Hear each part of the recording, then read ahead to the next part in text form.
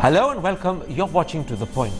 Today, for the second consecutive day, Delhi University students staged marches and protest rallies over the key issue of what is permissible and what is unacceptable in the name of free speech.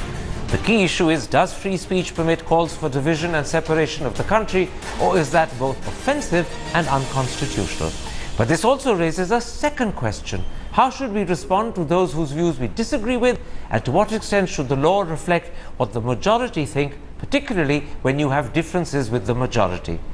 My guests are a Congress spokesperson who will be joining us shortly, BJP spokesperson Shaina NC, one of India's foremost sociologists and political thinkers Ashish Nandi, two of India's leading Supreme Court lawyers, Sanjay Hegde and C. Arya Sundaram, and a young student from Lady Shri Ram College who was part of today's protest march, Smriti Arora. Smriti Arora, you're neither an activist of the left nor of the right, but you were part of today's Save Delhi University march. What was the key issue or the key right that you were defending and fighting for by joining this march?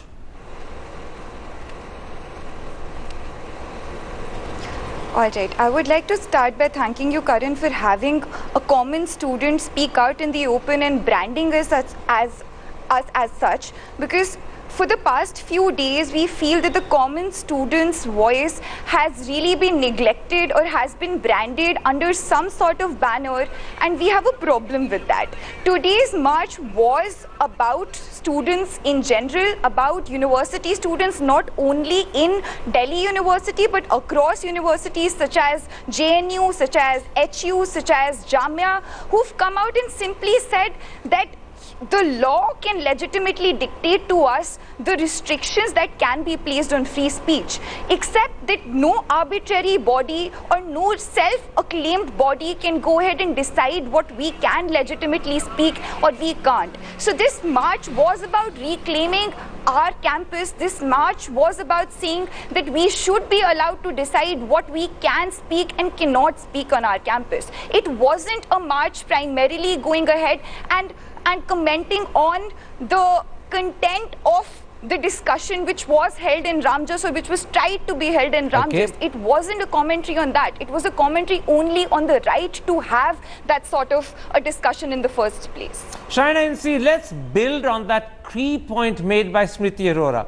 At the heart of this present controversy is the claim, articulated amongst others by Arun Jaitley, that calls for Azadi for Kashmir or calls for Azadi for Bastar are subversion and against the Constitution.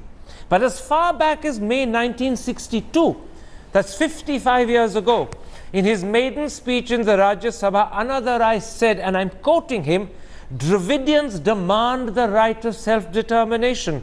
We want a separate country for southern India." And that also, by the way, was the official position of the DMK. Now, if it wasn't subversion and unconstitutional in 1962, when India was a more fragile country than it is today, how does it become subversion today?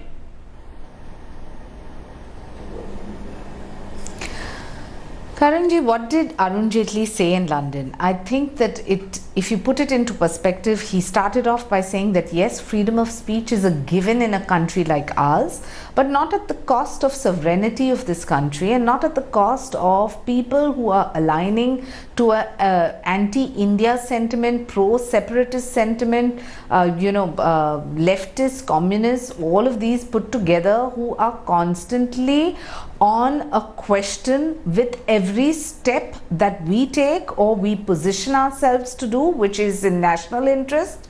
Here in this university, I have no problem with children or students agitating. They must debate, they must discuss democratically. Yes, it's a foregone.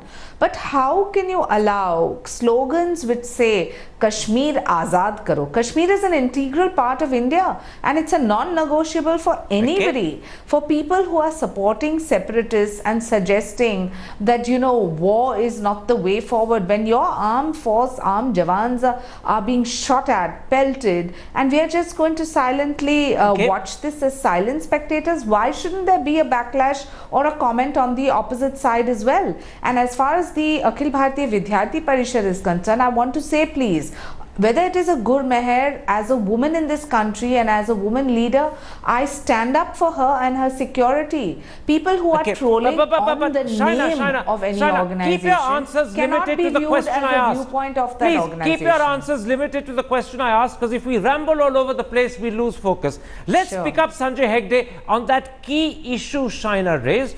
She said, in fact, freedom of speech cannot question the sovereignty of the country. And that takes me, in a sense, to one of the key issues I want to discuss, because there's a lot of misunderstanding about what is restricted by Article 19(2) of the Constitution, which says reasonable restrictions can be imposed in the interest of the sovereignty and integrity of India. Am I right in saying that as far back as 1962, that's again 55 years ago, the Supreme Court in the Kedarnath Singh case read down the law of sedition to say it's only an offense if you advocate violence or incite violence. But peaceful, non-violent advocacy of division or separation is not sedition, and it is not against the Constitution. Am I right or am I wrong?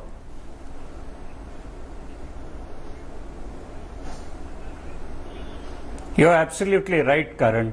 Long back in Kedarnath Singh, the Supreme Court said that it is only words which have the tendency of inciting violence or a public tumult or intended to incite that tumult, which would be covered by the section. Otherwise, the section would be an unreasonable restriction and they would have had to strike it down. They read down the section in order to save it and preserve it on the statute books. But the judicial fine crafting with which the Supreme Court has done it, that has never been applied really on the ground, because you know the essence of tyranny is having a harsh law on your statute books and using it selectively against people. So the very presence of the law seems to indicate to the local SHO that there is something called taboo speech. There are things that you cannot speak of. Sorry, that is not the position in law. Okay. There is nothing which is taboo.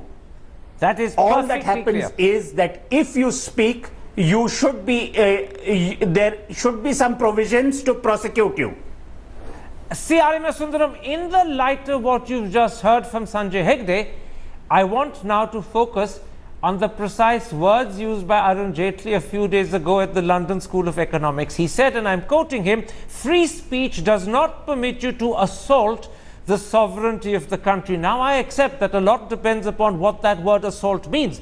But after the Kedarnath Singh case and its reiteration, by the way, by the Supreme Court first in 1995 in the Balwant Singh case, and then more clearly and unequivocally just last year in September 2016, is Mr. Jaitley wrong in suggesting that free speech does not permit the peaceful, non-violent calls for either Kashmir ki azadi or Bastar ki azadi?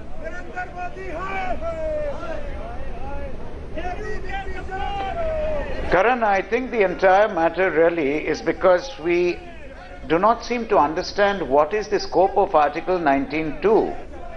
Article 19(2) is nothing but an enabling provision, enabling the state to make law by which freedom of speech can be restricted.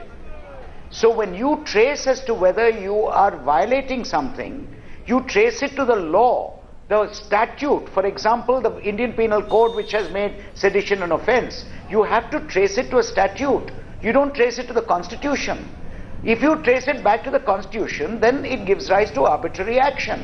So if you say Article 19(2) says if you speak against sovereignty or if you speak against integrity, therefore you are punished. No, Article 19(2) does not punish you. Article 19(2) merely enables the state to make a law, to enact a legislation, to enact a statute by which your freedom can be curtailed. Can I interrupt there? As to whether then you have violated that statute has to be looked into. Can I interrupt you there? Look at the wording of that statute and see whether you have violated that. I don't find any particular statute which violates the, which says you can't. Permit me to interrupt you, because I think it's important we should have clarity for the audience. My question then is this: in the light of the Kedarnath Singh case, where the Supreme Court read down the sedition law, and then it reiterated this position first in the 1995 Balwant Singh decision, and more importantly, in September 2016, which is just 4 or 5 months ago.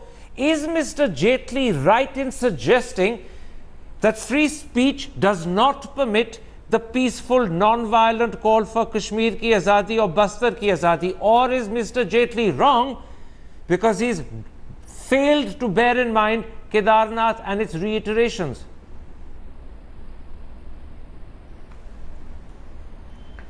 Can I answer you directly there? Yes. Unless Mr. Jaitley can point out to a particular statute which says you cannot do exactly what he said, there is no bar against it.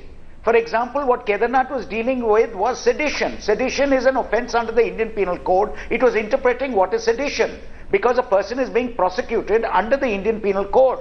You cannot make an abstract statement and say someone can't speak against sovereignty or someone can't speak against integrity. You have to say, look, you have violated section so-and-so of the Indian Penal Code, or you have section so-and-so of the IT Act, or you have violated the section. Okay. All the court is doing is really interpreting that section. I understand. And interpreting that section in the light of the right guaranteed under Article 19. I understand. Let me stop you there, because this is such a critical point. I'm going to get in a second legal opinion before I move forward. The suggestion from Mr. RMS Sundaram Sanjay Hegde is, unless Arun Jaitley can actually identify the law that makes even the peaceful call for azadi for Kashmir illegal and unconstitutional, Mr. Jaitley is wrong. Let me ask you clearly, is Mr. Jaitley right or is Mr. Jaitley wrong in his reading and interpretation of the law as it stands after Kedarnath? Give me a clear answer. Well, let me put it straight out. Clear answer. Jaitley is wrong in law. But what Jaitley says is probably as a politician. Whether that's right politics or not, that's for him to answer. That's a very good answer. Wrong in law. But in law, he's wrong. It's another matter what politicians say, but what counts is wrong in law, which means, as far as the law is concerned, you can make peaceful, non-violent calls for Kashmir ki azadi or Bastar ki azadi. Am I right, Sanjay Hegde?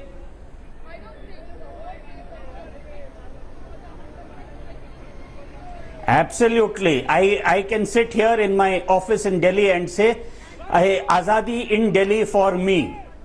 Why are we so afraid of this concept of Azadi? The opposite of Azadi is Gulami. All right. That's a very clear answer. Let me come to you, Professor Nandi. I suppose you could argue, and I'm now moving away from the legal position. I'm saying, I suppose you could argue that if India was a fragile democracy, or a nation whose future is uncertain, then in those circumstances, even peaceful calls advocating separation or division would be a threat and therefore could not be permitted. But my question is this: is India today such a fragile country that the rhetoric of college students endangers our unity? And that too, and part of an unorganized sector of the college students. Because the person who was stopped from coming and speaking in Delhi University was not even a member of any party. He was only perhaps a sympathizer of the left, vaguely speaking. And that, I think, is going very far. Let me then put a second question to you. Today, the Minister of State for Home Affairs, Kiran Rijiju, said on television, and I think I'm quoting him accurately, you can propagate any ideology, but don't abuse the nation. Now, first of all, that begs the question, what is abuse of the nation? He didn't identify it. But more importantly, his view overlooks the fact that the DMK from 1949 till 1963 officially advocated a separate Dravidian country. But that position wasn't banned, the party wasn't banned, and that position was not considered to be abuse of the nation. And therefore it means that from 49 till 63, the peaceful advocacy of division or separation wasn't considered abuse of the nation. What do you make of the fact that today, Kiran Rijiju seems to be suddenly converting it into abuse of the nation? Well, I would like to remind Mr. Rijiju, who is not known for his intellect, whatever else he might be known for, that one of the reasons that movement of DMK never took a very serious form, because exactly that much of forbearance and tolerance was shown towards it. In other That words, freedom of speech itself was an attraction for, I might say, by making India an attractive proposition as an idea. Smriti Arora, on the other hand, and it's important that the other hand is also discussed, would you accept that Mr. Jaitley has a very good point when he says that if there is freedom to advocate that India should be broken into pieces, those were his exact words, then there is also freedom for the other side to oppose that view. In other words, both sides are free to speak as they want, provided they do so peacefully and non-violently. But the problem arises because one side denies the other side freedom to speak. Would you accept that when he makes that point, Mr. Jaitley is spot on?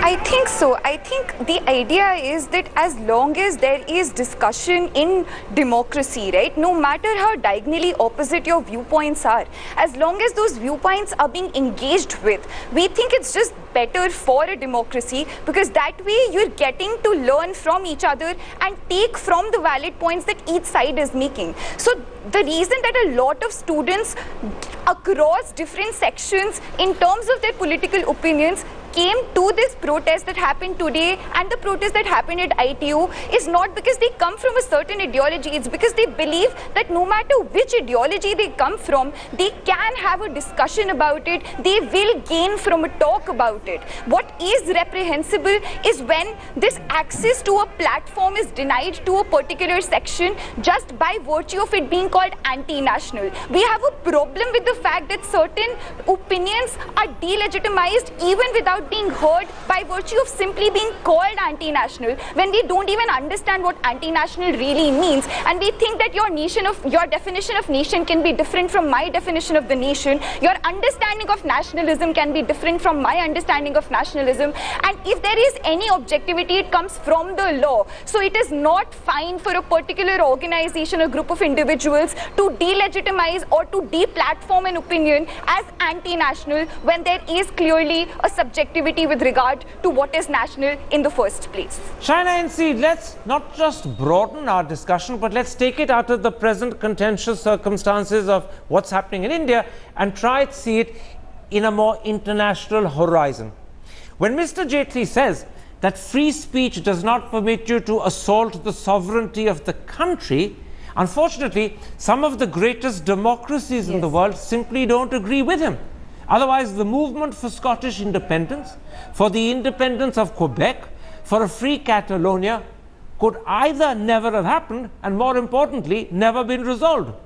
Britain, after all, and this was just 2 or 3 years ago, held a referendum on the issue of division of the country. The Scottish nationalists were free to campaign for it. And the point I'm making is this: a mature democracy recognizes these rights, gives the people the option to exercise them if they want, and doesn't quash them. Mr. Jaitley seems to have forgotten all about that. Not at all, Karanji. The way you're suggesting this, are you suggesting a divided India? Are you suggesting that we have a referendum or a certain segment or section of this diverse country of ours? I wasn't suggesting it, but I was saying that a good democracy wouldn't outlaw it either. What I was saying that Mr. Jaitley's position that free speech does not permit you to assault the sovereignty of the country is a position that major democracies would not agree with. Otherwise, the Brits would not have had a referendum on Scottish independence. The Canadians would not have had 2 referendums on independent Quebec. The Spanish would not have had a referendum on Catalonia. And that's what I'm saying. Free speech does include the right to peacefully, non-violently advocate separation and division. It does include it. Mr. Jaitley is ignoring that. Now, may I answer, please? When you talk about a division or a viewpoint or a referendum of a country is one thing, but when you talk about terrorism, Oh God, we've lost. No, we've got her back. Carry on, carry on. Completely eliminated from India. How can you have this kind of a thought or a rationale? Please understand, India has gone through historically invasions where people have come into our country and we have fought that. But as a nation, we are united and we will not allow any anti-national element or any separatist group to even get away with this kind of instigation. And that's why when it comes to student politics, I want to say that we welcome viewpoints which are differing. We welcome arguments which are, which could be contrary, and opinions that we may not subscribe to. But at the same time, if it is at the cost of dividing a part of India, it's a non-negotiable, and that's exactly what Mr. Jaitley has endorsed in London. When he was asked a question, he said that yes, we want this freedom of speech. Shaina, will you permit an interruption? You're conflating support for terrorism with advocacy for separation. Support for terrorism is wrong. It's against the law. It would be proscribed. But without supporting terrorism, it is possible within freedom of speech to peacefully and non-violently advocate separation and division. After all, in 1995, the Supreme Court came out with the Balwant Singh judgment, which said that even a cry for Khalistan Zindabad on the day Indira Gandhi died, and that's a very contentious day, was actually within the limits of the Constitution. May I complete my point, please? Go ahead. If you talk about a separate state within a large country is still something that is a negotiable. But if you say that Kashmir ki azadi, which means remove Kashmir from India, that is not a negotiable. But what do you mean that separate is state? not A separate something state, that will by be the way, doesn't mean a accepted by separate any nationalist. A separate state doesn't mean a separate province. A separate state means independence for that state. That is what Anna Durai talked about. He talked about a Dravidian country. He demanded self-determination in 1962. That is permissible in the Constitution, provided you do it peacefully and non-violently. It may be abhorrent, it may be offensive, it may be morally distasteful. Those are ethical issues. But legally, constitutionally, it's permissible, provided it's done peacefully and non-violently. My point is limited, that when it comes to areas of national interest, nationalism, we are all for a united India in totality. For those who are propagating anti-separatist, separatist sentiments, anti-India sloganeering, it is a non-negotiable. That is the only fundamental point. The clashes that one has seen in these universities, if they are instigated, they are an area of concern for every Indian. Let me put your point to Sanjay Hegde. What Shaina is saying, if I've correctly understood her, that from the political perspective of the BJP, any call for Azadi for Kashmir or Bastar, any call, whether it's peaceful or non-violent, is irrelevant. Any call for something that divides and separates India is politically unacceptable. That is her interpretation of the BJP's political position, and I'm sure she's right. The problem is that that political position conflicts with what you have just established as the legal position, the constitutional position, which is that a call for division or separation, provided it's peaceful and non-violent, is constitutionally and legally permissible and legitimate. What do you do when you have this dispute or conflict between what the BJP considers politically and morally acceptable or unacceptable and what the law permits? What happens when that happens?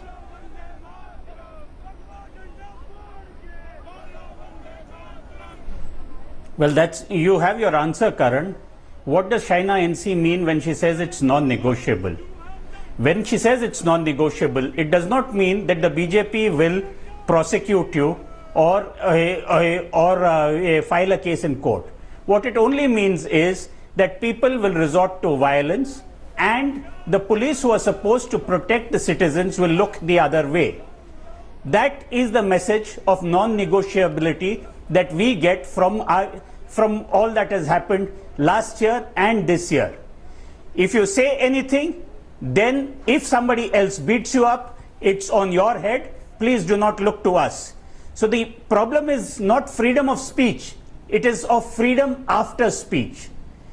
This party seems to run a government that cannot guarantee the citizens' safety if he or she says something which is unacceptable socially. Let me bring you in, Mr. Sundaram, because this is such an important point. We've now established, or maybe its moral position, is that any advocacy of division or separation of the country, whether it happens peacefully and non-violently or whether it doesn't, is unacceptable, that is non-negotiable, it cannot be permitted. On the other hand, there is the law of the land, the constitutional position, which says that peaceful, non-violent advocacy of separation and division is legitimate, it's legal, it's constitutional. Now, if the BJP tries to impose its moral and political position at the cost of the rights that the constitution and the law guarantee, then isn't the BJP guilty of undermining the law and overriding it and turning it on its head?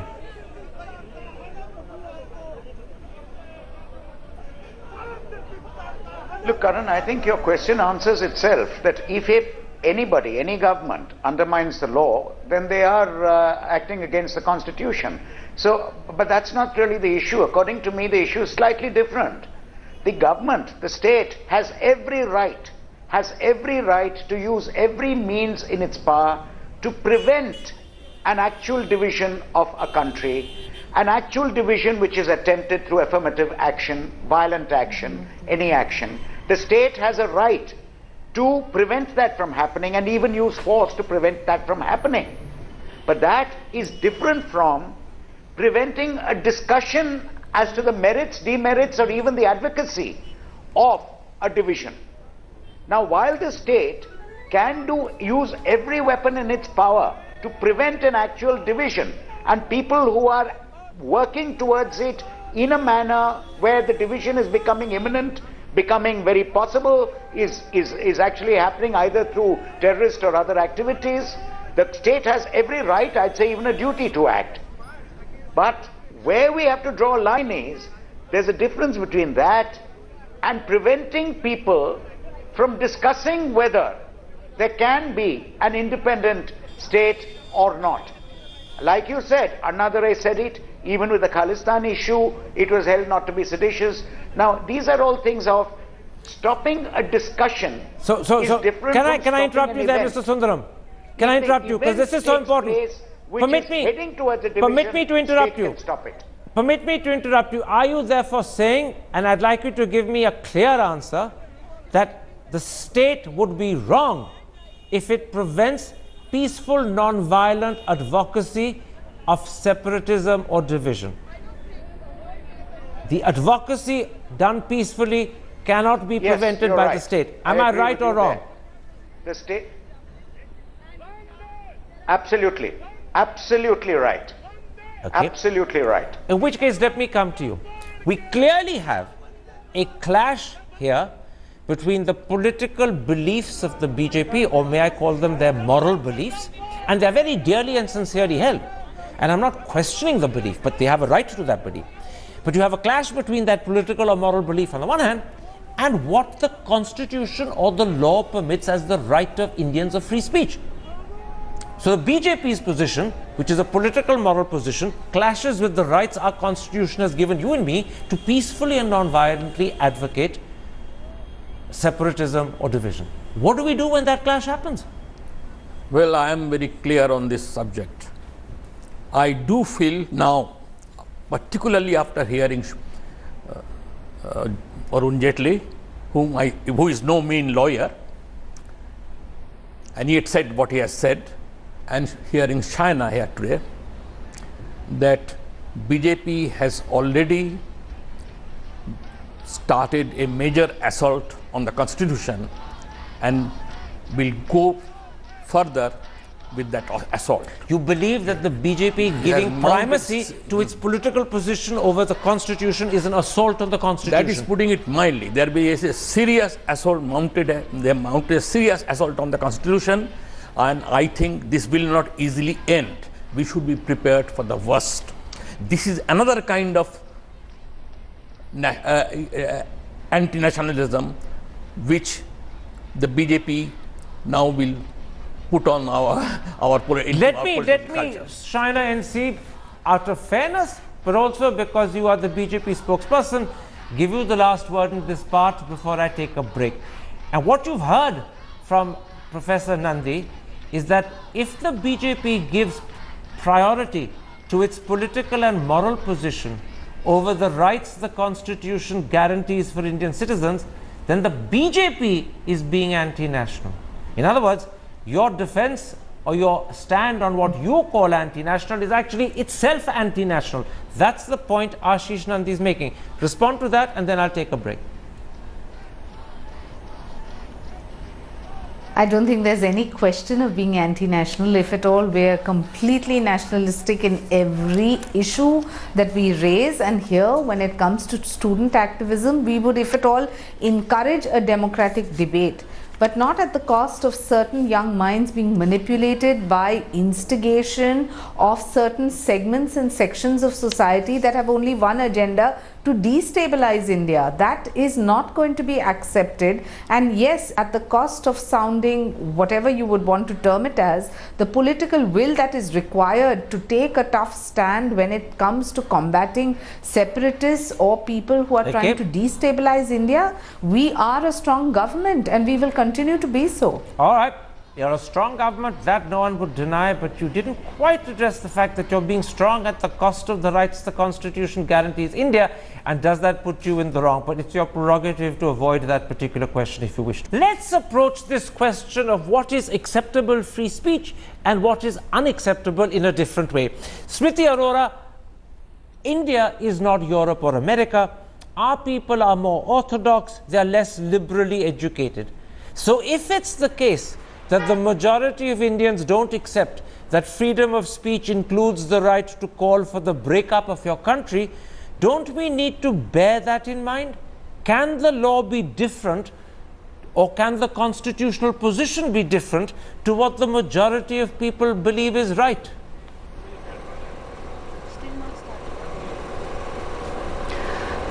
Sir, with all due respect, there's a clarification I need to make, which is that every question cannot be put in the terms of separation from India or not. When you look at Azadi, Azadi can be about, say, oppression that people are facing and freedom from that oppression within India or without India is something that comes later and can be discussed eventually, except the moment you stop this sort of discussion altogether, that sort of debate and that sort of discussion of oppression will never happen. And we feel that in a country which does not have a voice of its own, where the majority don't have access to education, by virtue of not having access to education, it's very important for them to be given these voices, which is why I think it's even more important to have freedom of speech rather than less important to have it.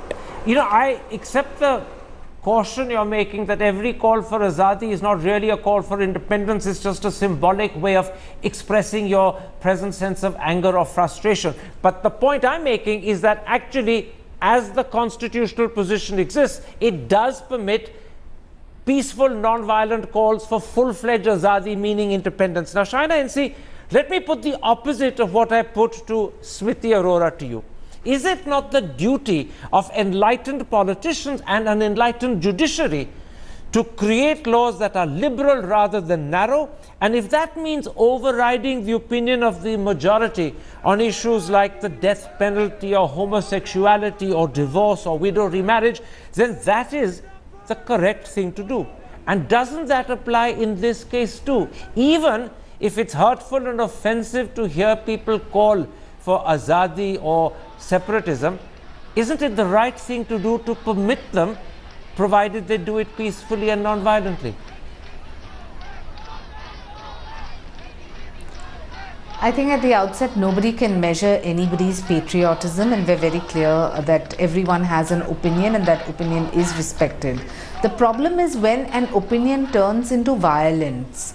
And if it becomes violent, what should the government be doing in a situation where you have two groups Remember, that are my precondition is peacefully and non-violently. Yes, but the peacefully, non-violently is the most important point in your question. Absolutely. Because if there is no peace and if there continues to be violence, what do you expect the government to do? But shouldn't the government immediately act? And this is not about intervening only for the heck of intervening on an opinion. As I said, why do I keep coming back to Gurmeher's case? Because in her case, well, to no, be we're not trolled going to her for, case. Smith, opinion please, is Shaina, most we're not unfortunate, talking about and any we condemn individual. We're that. talking about the principle. But I condemn- take your answer. You don't believe that the call for Azadi will remain peaceful, and it's because you believe it will become violent that you're against even the belief that a peaceful call for Azadi is permissible. But let's stick to the principle, not reduce it to the individual instances of individual people. Ashish Nandi, there is a critical issue here. Can the law be in advance of or ahead of what people will accept?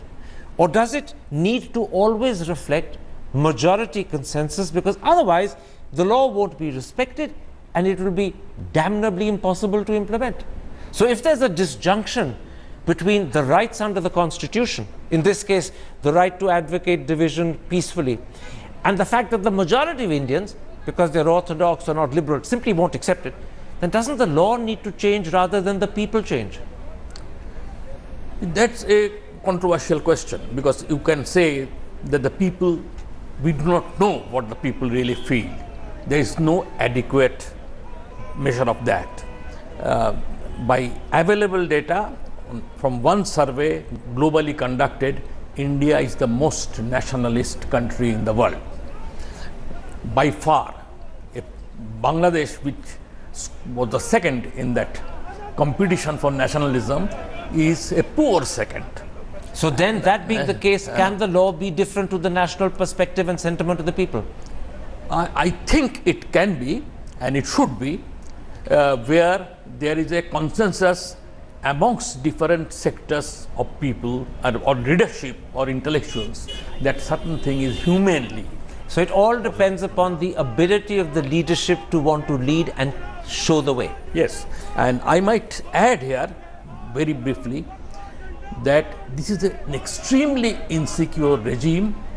Otherwise, one thing this battle against terrorism has taught, that our understanding of terrorism, its sources, is very poor, and Okay, the only thing we can do is let's not go into terrorism. That's slightly different. I was saying that all experts agree that you must talk to the terrorists. Absolutely, but that's a different issue. So let's not collapse into that. Mr. Sundaram, it's one thing to change the law on controversial issues if eventually you can get the majority to accept the change. They may not accept it initially, but they may get resigned to it and they may accept it eventually. But what happens, as could be the case here, on the issue of free speech and the right to advocate separation or Azadi, when the majority seems to be actually expressing itself through the violence we're seeing?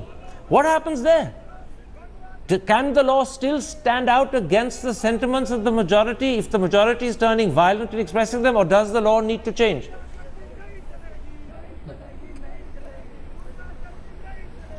Karan, the point is very, very simple.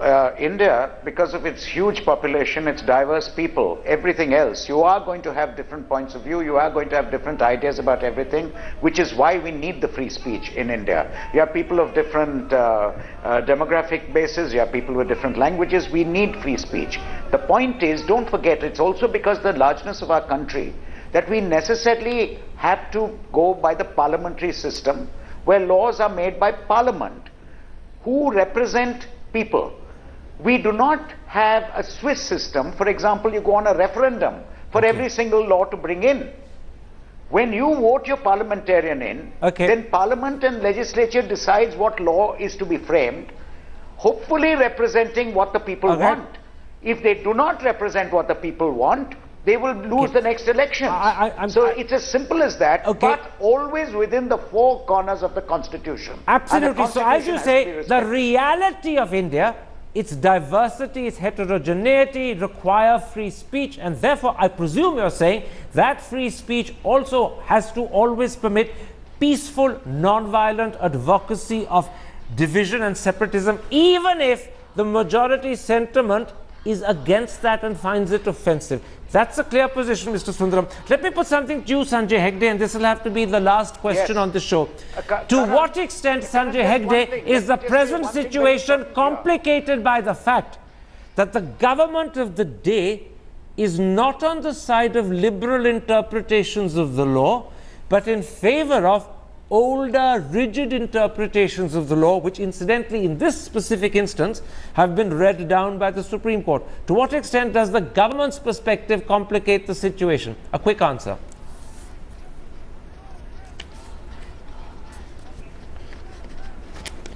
The government should remember that it is a government of laws, not of men. Because after all, men come and go, the laws remain. And for a lawful society, a government which goes outside the law will not long endure. So the government's first job is to stick to the law and enforce it. Very clear. And be on the side of the law-abiding citizen, ensure his safety. In other words, the government must always be on the side of the law as identified and established by the Supreme Court. It can't take up an interpretation of the law that is in conflict with its own Supreme Court. And as you said, if ministers and governments seek to do that, they must remember they come and go. The law remains, and by the way, so do the people. We stay even when our governments are dismissed. I think that's a very clear answer for those who've understood it, and I'm sure the government will have as well. My thanks to all my guests for joining me. And if you haven't, thanks for watching. Goodbye. Good night.